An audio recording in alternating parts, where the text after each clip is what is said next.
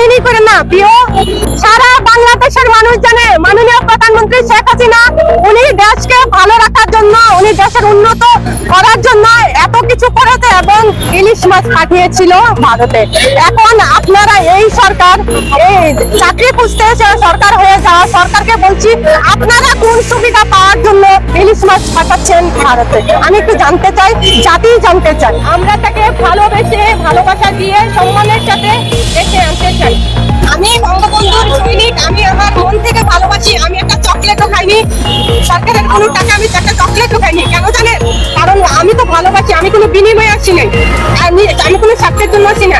আমি আজকে আমি জোরে গলায় বলতে চাই যে এই সরকার যারা এই দুর্নীতি করে, এখানে ষড়যন্ত্র করে এখানে আসছে, তাদের সময় ভালো যাবে না। কারণ চক্রান্ত কখনো ভালো কিছু নিয়ে আসে না।